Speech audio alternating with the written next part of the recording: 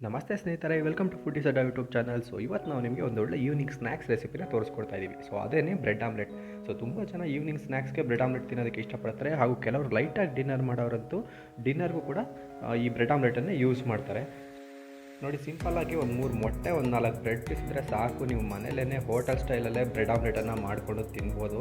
So ಹೋಟೆಲಲ್ಲಿ ನಿಮ್ಗೆ ಯಾವ ಥರ ಇರುತ್ತೆ, ಸೊ ಅದೇ ಥರ ಬ್ರೆಡ್ ಆಮ್ಲೆಟನ್ನು ನೀವು ಮನೇಲೆ ಹೇಗೆ ಮಾಡ್ಕೊಳ್ಳೋದಂತ ಇವತ್ತು ನಾವು ನಿಮಗೆ ಈ ವಿಡಿಯೋದಲ್ಲಿ ತೋರಿಸ್ಕೊಡ್ತೀವಿ. ಹಾಗಾದರೆ ತಡ ಮಾಡೋದು ಬೇಡ, ಬನ್ನಿ ನೋಡೋಣ ಬ್ರೆಡ್ ಆಮ್ಲೆಟ್ನ ಯಾವ ಥರ ಮಾಡೋದಂತ. ಮೊದಲನೇದಾಗಿ ನೋಡಿ, ಮೇಯ್ನ್ ಇಂಗ್ರೀಡಿಯೆಂಟು ಮೊಟ್ಟೆ. ನಾನು 3 ಮೊಟ್ಟೆ ತೊಗೊಂಡಿದ್ದೀನಿ, ಹಾಗೆ ಒಂದು ಈರುಳ್ಳಿನ ಸಣ್ಣದಾಗಿ ಕಟ್ ಮಾಡ್ಕೊಂಡಿದ್ದೀನಿ, ಮತ್ತು ಒಂದು 4 ಬ್ರೆಡ್ ಪೀಸ್ನ ಎಡ್ಜಸ್ನೆಲ್ಲ ಕಟ್ ಮಾಡಿ ಇಟ್ಕೊಂಡಿದ್ದೀನಿ. ಏನಕ್ಕೆ ಅಂದರೆ ತುಂಬ ದೊಡ್ಡದಾದ್ರೆ ತವಾ ಸಾಲಲ್ಲ ಅದಕ್ಕೆ. ಮತ್ತು ಒಂದೇ ಒಂದು ಹಸಿಮೆಣಸಿಕಾಯಿ ತೊಗೊಂಡಿದ್ದೀನಿ, ಸ್ವಲ್ಪ ಕೊತ್ತಂಬರಿ ಸೊಪ್ಪು ತೊಗೊಂಡಿದ್ದೀನಿ. ಸೊ ಈಗ ಈ ಮೊಟ್ಟೆನೆಲ್ಲ ಒಡೆದು ಒಂದು ಬೌಲ್ಗೆ ಹಾಕೋತಾ ಇದ್ದೀನಿ. ಸೊ 3 ಮೊಟ್ಟೆನ ಒಡೆದು ನೀಟಾಗಿ ಮಿಕ್ಸ್ ಮಾಡ್ಕೊಳ್ಳೋಣ. ಈ ಬ್ರೆಡ್ ಆಮ್ಲೆಟನ್ನು ಇನ್ನೂ 2-3 ಥರ ವೆರೈಟಿನಲ್ಲಿ ಮಾಡ್ಬೋದು. ಸೊ ಇವಾಗ ಸದ್ಯಕ್ಕೆ ನಾನು ನಿಮಗೆ ಒಂದು ವೆರೈಟಿ ತೋರಿಸ್ತಾ ಇದ್ದೀನಿ. ನೆಕ್ಸ್ಟ್ ನಿಮಗೆ ಎಲ್ಲ ಥರ ವೆರೈಟಿನೂ ತೋರಿಸ್ತೀನಿ ವಿಡಿಯೋಗಳಲ್ಲಿ. ಸೊ ನೀವು ಹೀಗೆ ನಮ್ಮ ಚಾನಲ್ ಎಲ್ಲ ವಿಡಿಯೋಗಳು ಒಂದು ಸಲ ಚೆಕ್ ಮಾಡಿ, ಒಳ್ಳೊಳ್ಳೆ ರೆಸಿಪಿಗಳು ಅಪ್ಲೋಡ್ ಆಗಿದೆ. ಸೊ ಇವಾಗ ಇದನ್ನೆಲ್ಲ ಮಿಕ್ಸ್ ಮಾಡ್ಕೊಂಡಾಯಿತು. ಸೊ ಈಗ ಇದಕ್ಕೆ ನಾನು ಕತ್ತರಿಸಿ ಇಟ್ಕೊಂಡಿರೋ ಈರುಳ್ಳಿನ ಆ್ಯಡ್ ಮಾಡ್ಕೊತೀನಿ.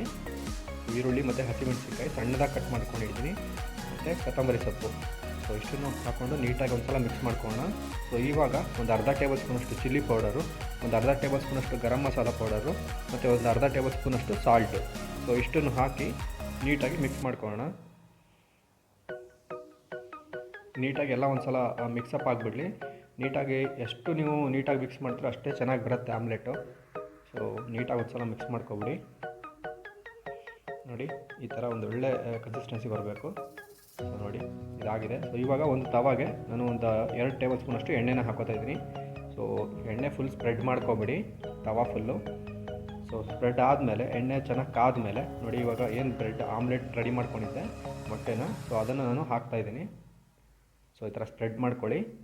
ಸೊ ಈ ಥರ ಸ್ಪ್ರೆಡ್ ಆದಮೇಲೆ ಸ್ವಲ್ಪ ಹೊತ್ತು ಆಗಲಿ, ಒಂದು 30 ಸೆಕೆಂಡ್ಸ್ ಆಗಲಿ. ಒಂದು 30 ಸೆಕೆಂಡ್ಸ್ ಆದಮೇಲೆ ನಾವು ಇದಕ್ಕೆ ಬ್ರೆಡ್ನ ಆ್ಯಡ್ ಮಾಡೋಣ.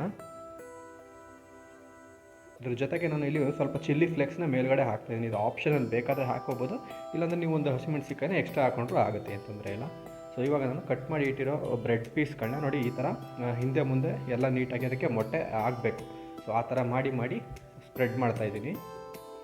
ಸೊ ಹೀಗೆ ಮಾಡ್ಕೊಳ್ಳಿ, ಚೆನ್ನಾಗಿರುತ್ತೆ. ಎರಡೂ ಕಡೆ ನಿಮಗೆ ಬ್ರೆಡ್ ಆಮ್ಲೆಟ್ದು ಏನು ಇದು ಬರುತ್ತೆ ಮೊಟ್ಟೆದು ಸ್ಪ್ರೆಡ್ ಆದರೆ ಒಂದೊಳ್ಳೆ ಟೇಸ್ಟ್ ಬರುತ್ತೆ. ಸೊ ಅದರಿಂದ ಈ ಥರ ನೀಟಾಗಿ ಸ್ಪ್ರೆಡ್ ಮಾಡ್ಕೊಳ್ಳಿ. ಸೊ ಸ್ವಲ್ಪ ನೀಟಾಗಿ ಬೇಯಲಿ ಇವಾಗ. ಸೊ ನೋಡಿ, ಇವಾಗ ಎರಡೂ ಕಡೆ ಎತ್ಕೊಳ್ಳಿ, ಎಲ್ಲ ಕಡೆ ನೀಟಾಗಿ ಅದು ಇದಾಗಿದೆ ಅಂತ ಗೊತ್ತಾದಾಗ ನೀವು ಈ ಥರ ಒಂದು ಚಮಚದ ಹೆಲ್ಪ್ ತಗೊಂಡು ನೀವು ಇದನ್ನು ದಬಾಕೊಳ್ಳಿ. ಸೊ ಕೇರ್ಫುಲ್ಲಾಗಿ ದಬಾಕಿ, ಅದು ನೀಟಾಗಿ ಎಲ್ಲ ಬೆಂದ ಮೇಲೆ, ಇಲ್ಲಾಂತಂದರೆ ಅದು ಮುರಿದೋಗ್ಬಿಡುತ್ತೆ. ಸೊ ನೀಟಾಗಿ ಬೇಯಿಸಿ ಒಂದು 2 ನಿಮಿಷ ನೀಟಾಗಿ ಬ್ರೆಡ್ಡೆಲ್ಲ ನೀಟಾಗಿ ಬೇಯಲಿ.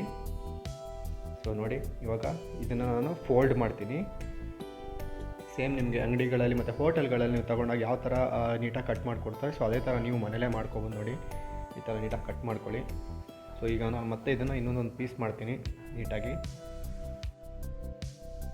ನೋಡಿ, ಸೇಮ್ ನಿಮಗೆ ಹೋಟೆಲಲ್ಲಿ ಅಥವಾ ಹೊರಗಡೆ ನೀವು ತಿಂದಾಗ ಏನು ಟೇಸ್ಟ್ ಇರುತ್ತೆ ಸೇಮ್ ಅದೇ ಟೇಸ್ಟ್ ಇರುತ್ತೆ, ಹಾಗೂ ನೋಡೋದಕ್ಕೂ ಅದೇ ಥರ ಕಾಣ್ತಾ ಇದೆ. ನೋಡಿ, ಮತ್ತು ಬ್ರೆಡ್ ಮೇಲೂ ಅಷ್ಟೇ ಒಂದು ಒಳ್ಳೆ ಕೋಟಿಂಗ್ ಕೂಡ ಕೂತಿದೆ. ಸೊ ನಾನು ನಿಮಗೆ ತೋರಿಸ್ತೀನಿ. ನೋಡಿ, ಬ್ರೆಡ್ ಮೇಲೂ ಒಂದು ಒಳ್ಳೆ ಕೋಟಿಂಗ್ ಕೂತಿದೆ.